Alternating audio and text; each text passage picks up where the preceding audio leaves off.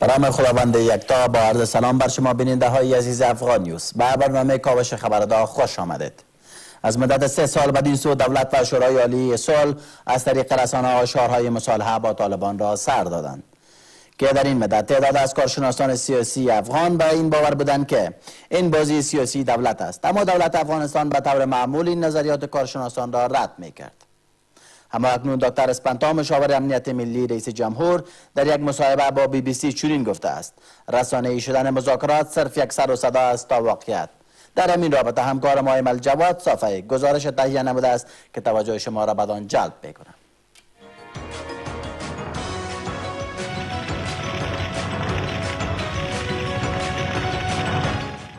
د امنیت د شورا رئیس ښاغلي سپنتا له BBC رادیو سره په یو مرکه کې وویل چې له طالبانو سره د خبرو اترو کول او د هغوی رسنۍ کېدل یوازې او یوازې سر و صدا یعنې سیاسي لوبې وې، نه واقعیت. موږ د ښاغلي سپنتا دا خبرې له ښاغلي عبدالحکیم مجاهد چې د سولې د عالي شورا مرستیال دی ورسره شریکه کړې چې داسې وویل: متاسفانه د افغانستان حکومت د یو ایډیالوژي حکومت نه ده، د یو ګوند حکومت نه ده، د یو فکر حکومت نه ده.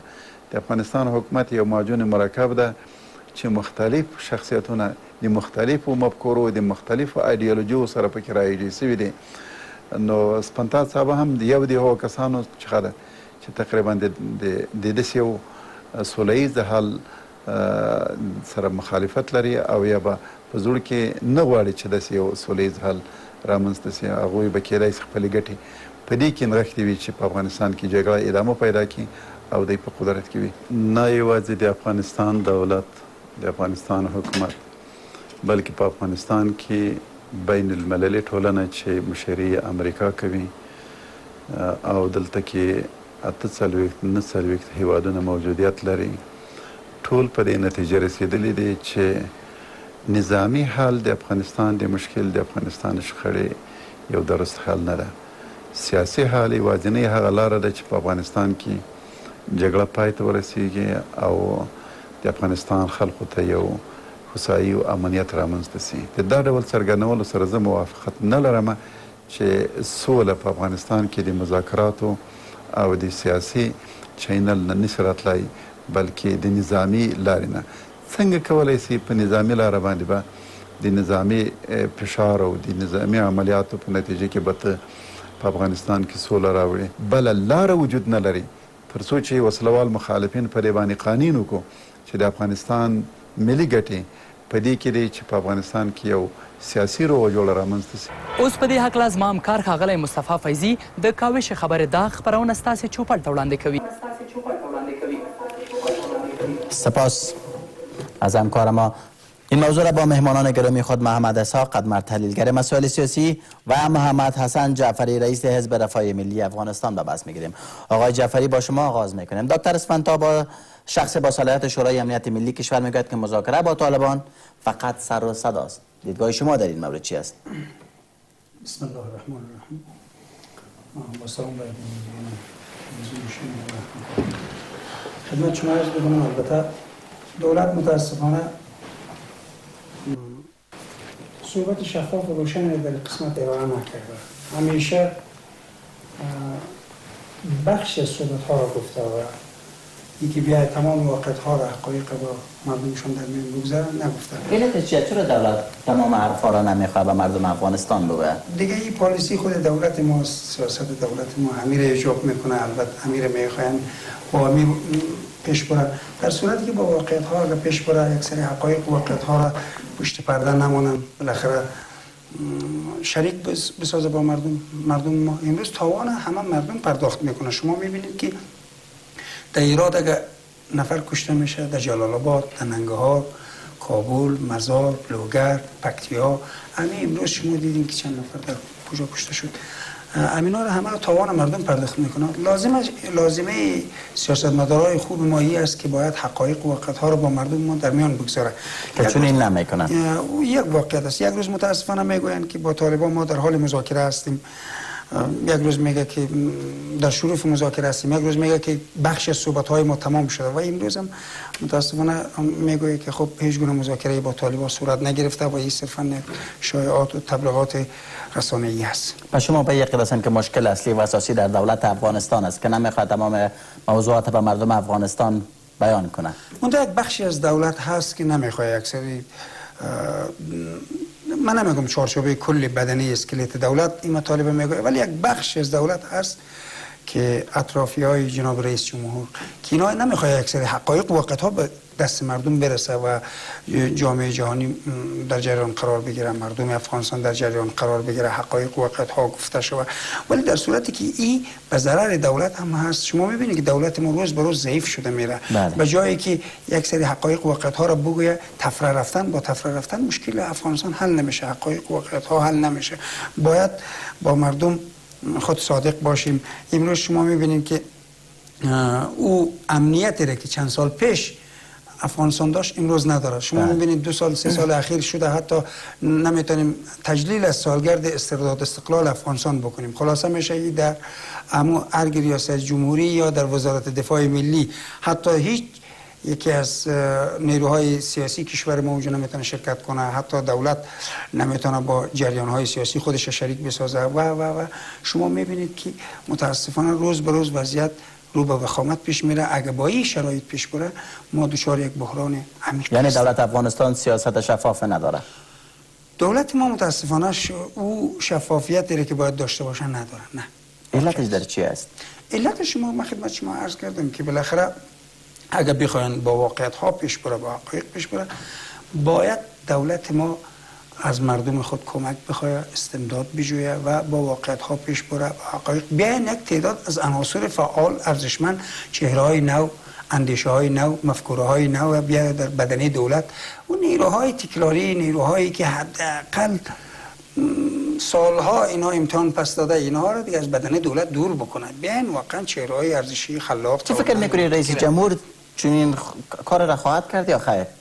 دیگه اگر نکنه خب قطعا شما میبینید بازدهی و راندمان این کاری که نکرده تا هنوزم شما میبینید ثمرهش، نتیجهش میبینید که چقدر مشکلات عاید دولت ما شده، عاید مردم ما شده. و سال 2000 2001 2002 2003 به مراتب یک وضعیت امنیتی خوبی بود، امنیتی جالبی بود و بعد از او روز به روز وضع امنیتی ما بدتر شده میره. امروز میبینید که این ناامنی ها و بد امنی ها حتی در کابل سرایت کرده و در چهار گوشه کابل درس کرده. شما میبینید که وضعیت خوبی نیست متاسفانه. تشکر آقای جعفری. آقای ادمر با شما هستیم. از مدت 3 سال بعد این رئیس جمهور حامد کرزی و شورای عالی صلح شعارهای را می‌دهد که ما با طالبان مذاکره کردیم، اما دکتر اسفندتا میگوید که این گفته‌های کرزی یک بازی سیاسی می‌خواند. پیامدهای گفته‌های اسفندتا چه خواهد شد که یک بازی سیاسی است؟ تشکر. سلام بر شما و تمام بینندگان. من می‌خوام سر دو چیز تاکید بکنم. بفرمایید. صلح با کی و چطور؟ یعنی ما اول باید ایراد واضح بسازیم که با کی صلح میکنیم و چطور صلح میکنیم. بله. آیا دولت افغانستان تا به حال مشخص نساخته که با کی باید صلح کنه؟ ما فکر نکنم، برای مردم حداقل واضح نیست. با باور ما وقتی ما میگیم با کی، بله، مخالفین یک دست نیستن. مخالفین از حزب اسلامی گرفته که یک تعداد اعضای حزب اسلامی فعلا و عملا در دولت افغانستان حضور دارند. بله. و شورای کویتاس و همچنین شبکه حقانی و شاید هم دیگر گروپ های خرد کوچکی که این طرف هستند. هدفی است که دولت افغانستان اول این را مطالعه بکنه، ببینه که با کدام از این گروپ مخالفین ما میتونیم کنار بیاییم. که دولت افغانستان چنین کار را نکرده. تا ولی نکرده و یا حداقل ما نمیبینیم که این کار کرده باشه. چرا؟ امی پروسه صلح پروسه بسیار پراگنده است.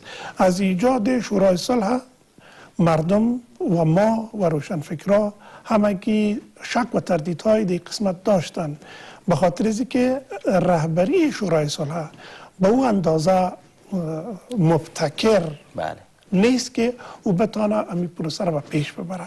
دیگه شما براتون گفتیم که چطور تا به امروز در طول 3 سال یا بیشتر از این مردم، روشنفکرها و حتی پارلمان، احزاب سیاسی، استادان پانتون، تمام جامعه مدنی و دیگه اقشار کشور آگاهی ندارن که امی پروسیجر که ما میخوایم به صلح بریم کدام است. ما امو روند صلح را به مردم معرفی نکردیم و حداقل با مردم تفاهم نکردیم که آیا ما می بازی را که میبریم به پیش دهی برد ما چقدر است و باخت ما چقدر است. و از این خاطر است که مردم به باور هستند. بله. جامعه مدنی، روشنفکر، تعلیم یافته، استاد پانتون، پارلمان، از هر کس که شما پرسان بکنین نمیفهمه که پروسیجر یا راهبرد اینمی پروسه صلح به کدام طرف است. علتش در چی است؟ چرا دولت افغانستان راه حل مشخص را بخاطر مشکل در همیشه مشکل دولت افغانستان یک مشکل مدیریتی است که همیشه کسای از اینا استفاده میکنن که اونا به منافع شخصی خود میبینن. ما کسی را در افغانستان نمیبینم که او طرفدار صلح نباشه. من فکر میکنم 35 سال جنگ در افغانستان کافی برای مردم افغانستان سبق داده که اونا به صلح تمایل داشته باشند. ولی ببینید کسای پروسه را به پیش میبرن که خود از اینا جز مشکل صلح در افغانستان بودن.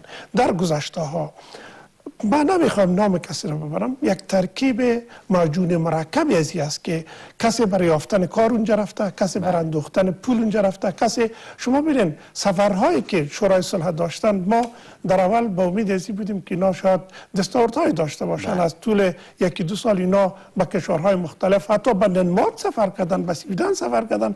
من نمیفهم مرکز طالبات سویدن و دنمارک یا مالدیو یا اندونزیا اونجا هست یا نیست. آیا دستاوردهای داشتن از این سفرهایی که اینها انجام داده بودن؟ حداقل یک دستاوردشان است که $20,000 برای یک شب خود اونجا سفریه گرفتن. پس فقط ببینید هدف اینجاست که این پولی که $160 میلیون که به پروسه صلح میره، این پول است که یک روپیش باید حساب داده شود و مردم ایره میبینن و مردم ایره آرزو دارن که ببینن که پول از اینا چه قسم مصرف میشه. من خود زیادتر زمینه را اینطور میبینم که یک تعداد مردم صاحب یک مقدار پول بیشتر دیگه شدن و یک تعداد مردم دیگه کار بر خود پیدا کردن و یک تعداد مردم سفارشی در این پروسه چوکی ها گرفتن که این اگر هدف این باشه که ما پروسه صلح را به پیش میبریم تا بالی ما نتونستیم. یک دفعه یادتان باشه آوازه زیاد شد که ما بر طالبان در ترکیه یک دفتر باز میکنیم.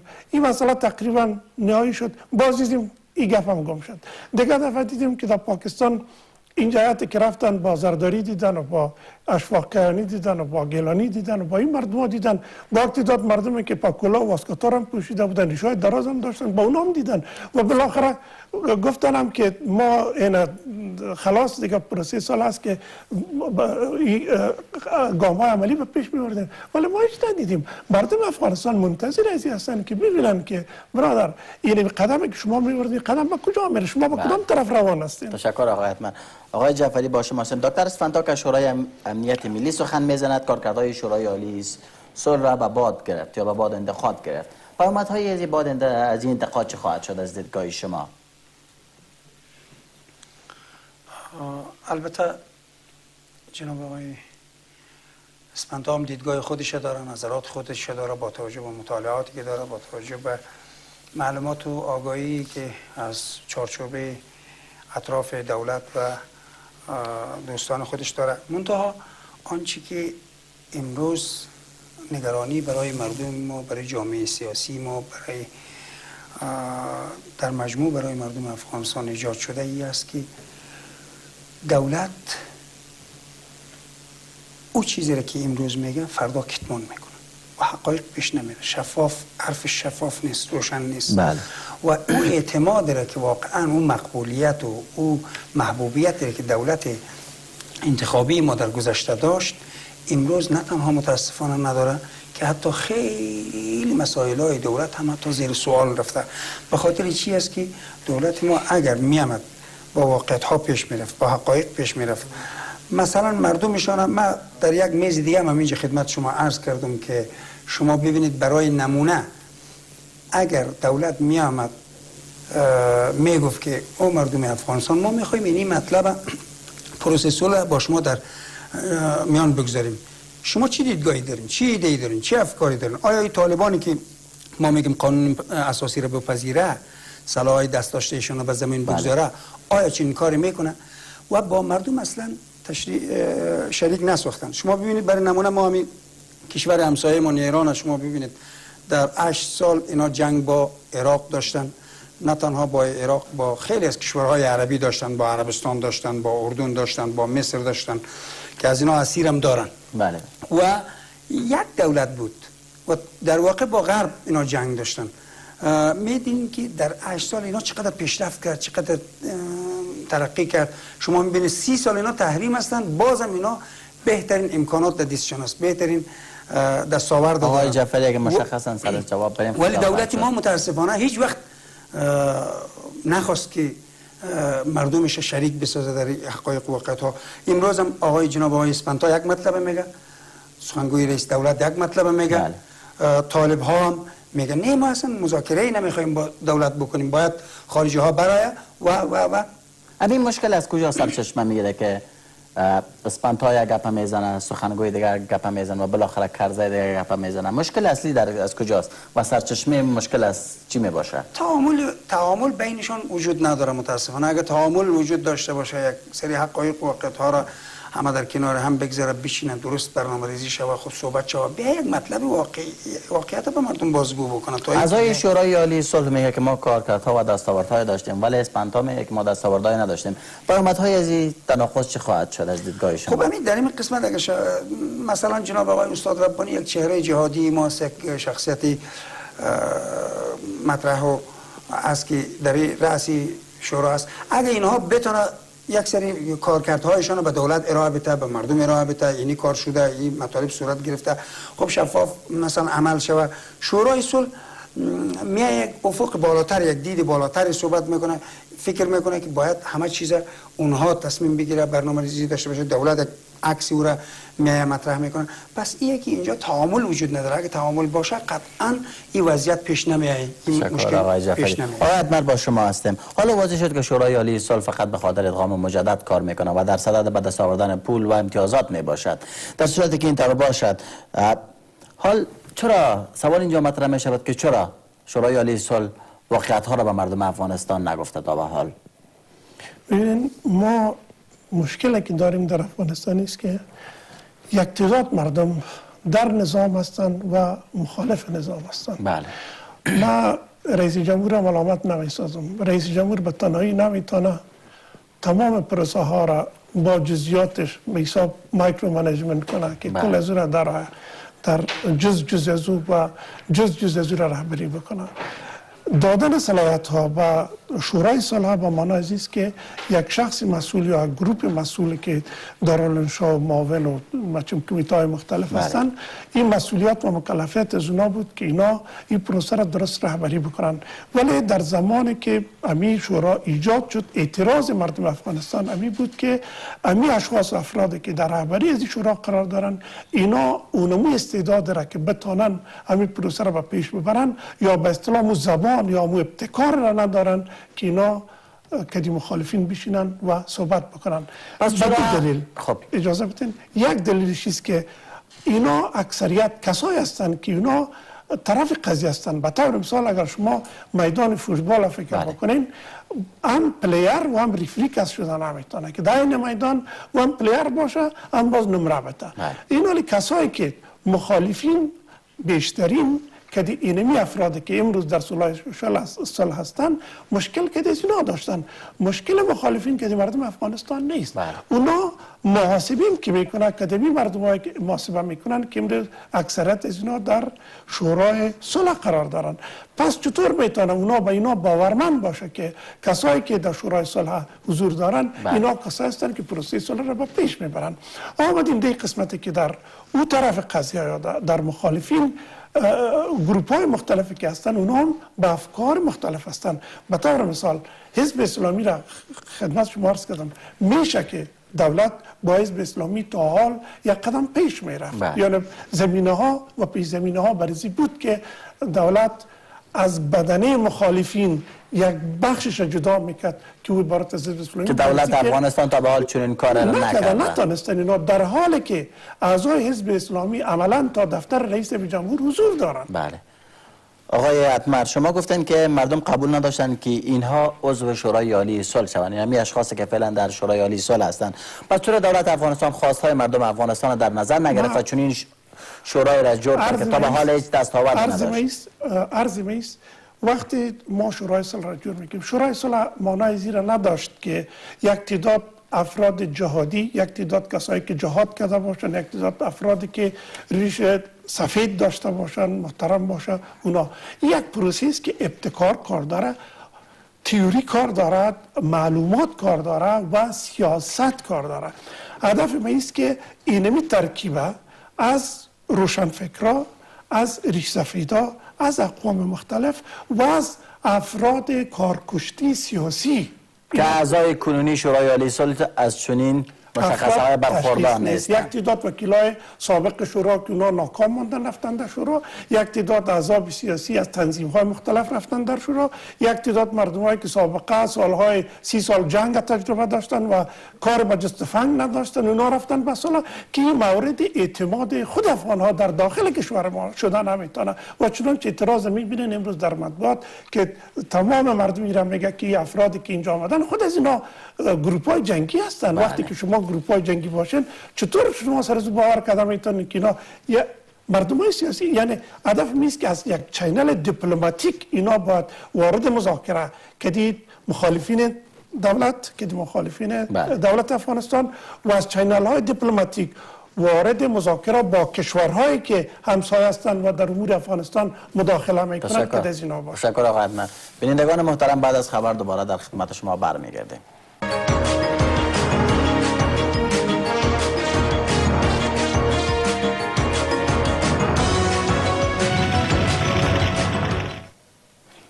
باز هم خوش آمدید بینندگان محترم. آقای جعفری، با شما اسپانتا سیاست رئیس جمهور کرزی تبلیغات و کارکردهای شورای عالی صلح را به نقد گرفت. همین نقد چه تأثیر بالای دولت کنونی حامد کرزی خواهد گذاشت؟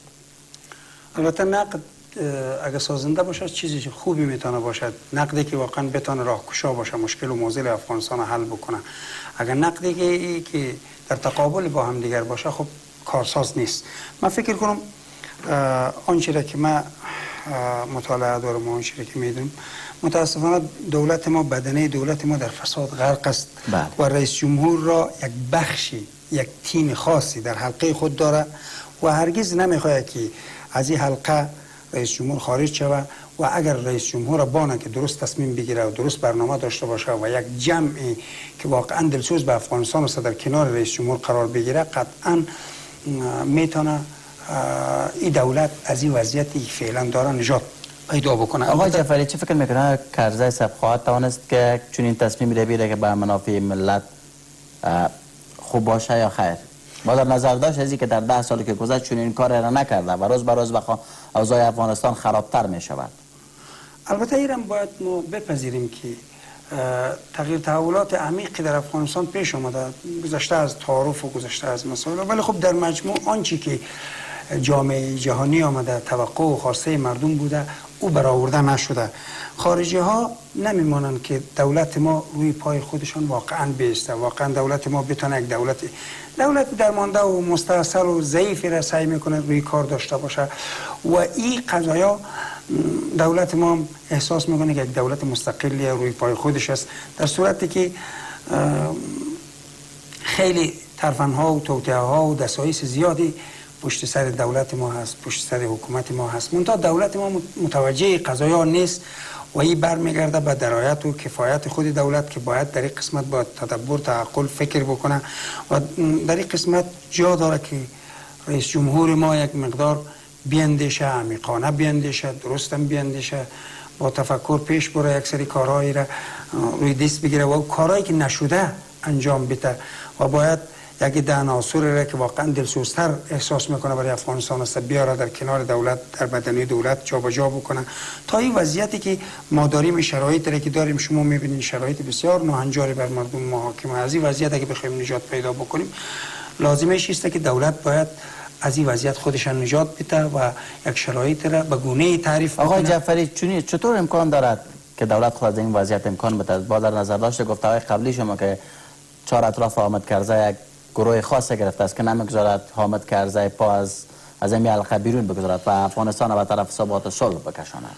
آقای رئیس جمهور میتونه این مهرهایی که چیده به مثابه یک شطرنج اینا رو برداره بانه کنار بانه. پس مسئول اصلی و اساسی خود رئیس جمهور حامد کرزی رئیس جمهور یک بخشش میتونه مسئولیت بله وظیفه را میتونه داشته باشه به عنوان حافظ منافع افغانستان، به عنوان پاسدار ارزش‌های افغانستان، پاسدار قانون اساسی افغانستان رئیس جمهور میتونه باشه و این حقایق باید بپذیره. رئیس جمهور میتونه رئیس دفترش کنار بانه، رئیس جمهور میتونه یک فرد را کنار بانه، بالاخره کسایی رو بانه. شما ببینید در ما برای نمونه برای شما عرض میکنم، میگه تغییر تحولات عمیق حاصل شده. شما ببینید مشکلات روز به روز زیادتر شده میره به جای کمتر شده بره. هیچ گونه تعامل وجود نداره متاسفانه. خود دولت باید در این قسمت یک مقدار بیندشه، یک مقدار واقعا عناصر را بیاره که حرفی برای گفتن داره، مطلبی برای گفتن داره، ایده و افکار برای خدمت برای مردم داره، برای جامعه داره. نه اینکه بیاین از چهره‌های درمانده مستاصل، چهره‌هایی که حتی توانی بیان اکثر حقایق نداره از اونها استفاده کنید. آقای جعفری شما در سخنانتان در آغاز سخنانتان گفته که نقد اگر مثبت باشه خوبتر است. چه فکر میکنه؟ آیا نقد که اسپانتا کرده مثبت است یا خیر؟ آیا این نقد کارساز است؟ من الان زود است که البته جناب آقای اسپانتا آدم باسوادی هست، آدم به جهت یک مطلب را شاید عنوان نکنه. من امیدوار هستم که این مطالبش به بررسی ما بگیریم و زود است که فعلا قضاوت بکنیم نسبت به این قضایا و این شرایط فعلی گذشته زمان شاید خیلی حقایق و واقعیت ها ثابت آقای جعفری. آقای حتمت با شما هستم. اسپانتا میگه که طالبان میگوید که ما هیچ معامله و مفاهمه با دولت کنونی افغانستان نمیکنیم، اما شورای عالی صلح میگه که ما دستاوردهای داشتیم. این معادله را شما چگونه به بحث میگیرید؟ ما شخصا تا هنوز یک چراغ سبز از طالبان ندیدیم. پس شورای عالی صلح روی چه اهداف و روی چه دلایل همچین سخنان را ابراز میکنه؟ برای کل مردم افغانستان این سوال است. ببین طالبان یک حرکت داشتن، حرکت ملا برادر بود که قرار بود تو پروسه صلح آغاز بکنه پیش از اینکه شورای صلح ایجاد شد. بله. او را استخبارات پاکستان گرفت، بندی ساخت. مردم های دیگه هم بودن که اونا هم میخواستن، چرا تمام افغانایی که در پاکستان زندگی میکنه اونا طوری که استخبارات پاکستان میخواه زیر بار از اونا نیست.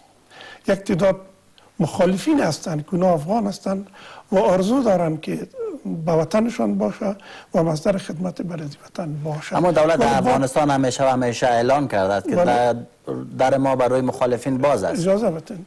هدفی است که این مخالفینی که در بیرون از کشور زندگی میکنن اینا مطلقاً استخبارات پاکستان بالای از اینا حاکم است. اینا ببینن پروسه را که خود ملا برادر شروع کرده بود ناکام ماند. درست است. پروسه را که قرار بود که آوازه ها بود که خود ملا عمر علاقمند است و یک سلسله داشت صورت گرفت، او را پاکستان افشا کرد و وقتی که او را افشا کرد طالبان این پروسه را قطع کردن. درست است.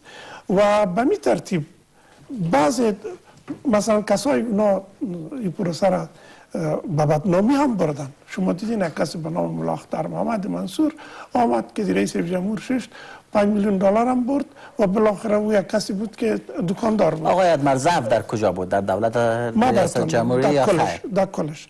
ببینید در تنها در ریاست جمهوری ضعف نیست، در همکارای ملی است. ببینید چنانچه ملا اختر محمد منصور توسط طیاره هلیکوپتر توسط قوای بریتانیا از پاکستان آورده شد به افغانستان و در قصر با رئیس جمهور زمینه ملاقات فراهم شد که این در حقیقت سفارش شده بود از طرف کشور بریتانیا. یعنی استخبارات بریتانیا این زمینه را برای اینا مساعد ساخته بود. ما فکر میکنم یکی خود نیروهای استخباراتی و امنیتی ما در اون حد توانمند نیستند که اینا اینقدر کشف درست داشته باشند. چنانچه ما میبینیم عملا دیروز واقعات دیروز چند روز گذشته را اگر در طی 6 ماه 1 سال کابل ببینین، کل ضعف نیروهای کشفی و استخباراتی ماست. ما باید نیروهای کشفی استخباراتی ما طور تربیت میدیدن که اینا در داخل دشمن، در قلب دشمن حضور می داشتن. این شبکه ها را در داخل شهرها کشف میکردن و این شبکه ها را تعقیب میکردن از خاک پاکستان، ولی متاسفانه اینمی استعداد در قوت‌های کشفی امنیتی ما موجود نیست. یک مقدار نیروهایی که در کشفی امنیتی ما داریم اینا هم مسلکی نیستن، با سفارش ها و با پرزه ها آمدن به خاطر معاش و مشکلی که ایجاد میشه این شما خودتان ببینید که مشکل چطور است. آقای جعفری با شما هستیم. در صورتی که نه طالبان میخواهد صلح کند و نه دولت افغانستان میخواهد با طالبان صلح کند، سرنوشت آینده افغانستان چه خواهد شد از دیدگاه شما؟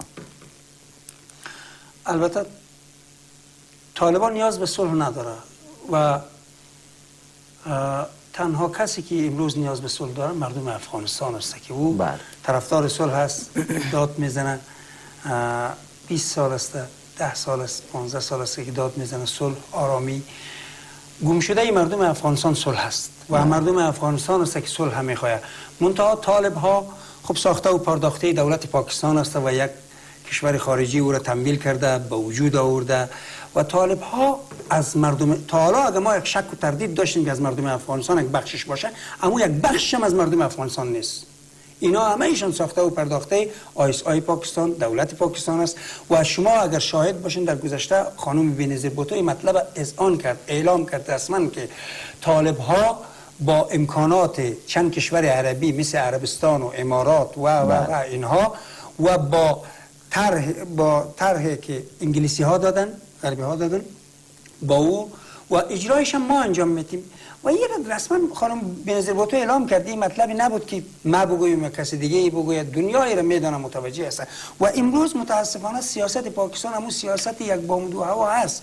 اگر هر دولتی که عوض میشه سیاستش همون سیاست سابق است و حمایت از طالبان است و برجسته ساختن طالبان و از این به خاطر مشکلات منطقه‌ای که مشکلاتی که با هندوستان داره، به خاطری که معضلاتی که با هندوستان داره، با منطقه داره، با آمریکا داره، به او خاطر این مستمسک قرار داده و طالب ها را میخواه پیش بکشه و متاسفانه ما به عنوان یک شهروند افغانستان، به عنوان یک افغانستانی این تاسف برای دولت پاکستان میخورم که دیگه اینقدر حسن همجواری را به هم زده، تمام مسائل را به هم زده، تمام حقایق و خطا را زیر پا گذاشته و دنیا برایش میگه که شما طالبان را تمویل میکنین، طالبان در لانه هایش در جای شماست، خانه هایش در جای شماست و او منکر میشه.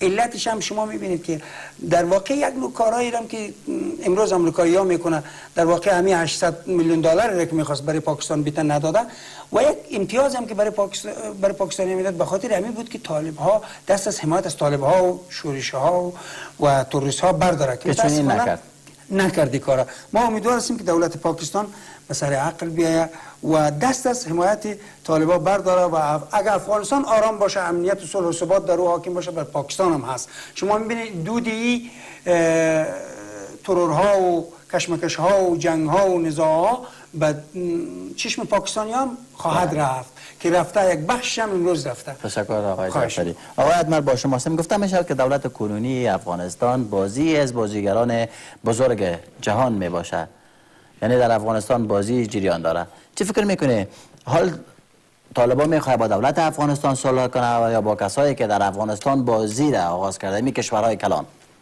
ببین یکی مسئله هنوز هم گنگ است، حداقل بر مردم افغانستان گنگ است. امریکا در منطقه کدام هدف تعقیب میکنه؟ یک سوال است. بله. هدف امریکا و نیروهای بین‌المللی این است که در افغانستان رفاه، امنیت و انکشاف بیاره یا هدف امریکا ماورای افغانستان است؟ از دیدگاه شما کدام یک است؟ میخواد در افغانستان صلح و ثبات بیاره یا ماورای افغانستان هدفش است؟ امریکا به منطقه برای 30 سال 40 سال بعد مینگره.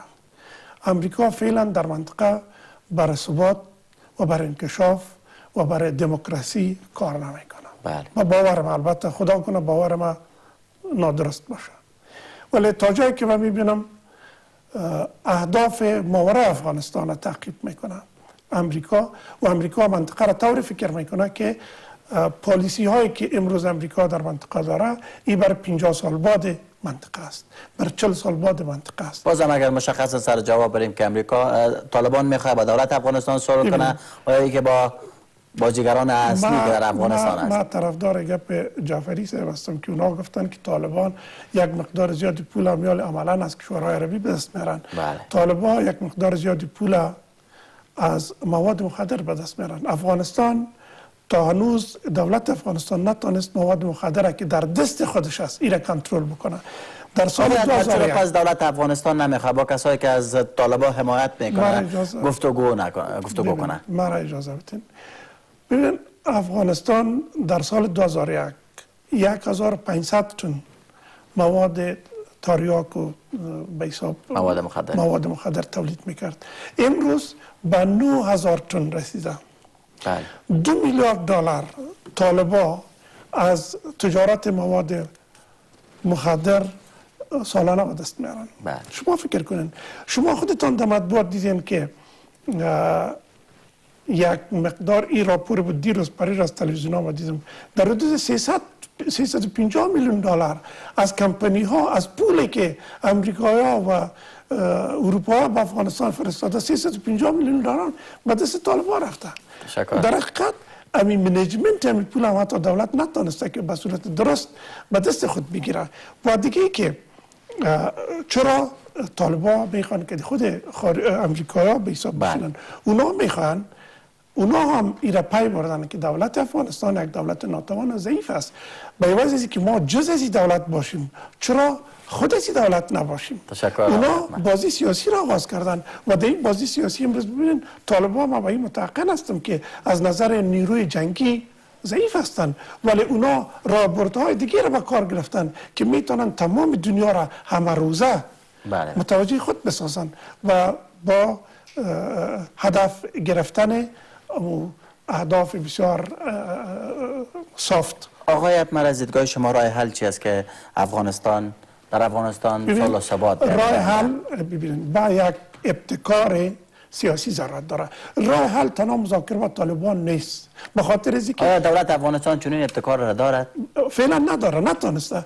ببین زمان وقتی که ما میگیم طالبان کی هستن؟ طالبان تنها طالب نیست، طالب است، القاعده است، به طور مثال احزاب بسیار افراطی در خود پاکستان است، لشکر طیبه، حرکت المجاهدین، سپاه صحابه و این مردم هستند. پشت از اینا کی است؟ پشت از اینا است، پشت از اینا کی است؟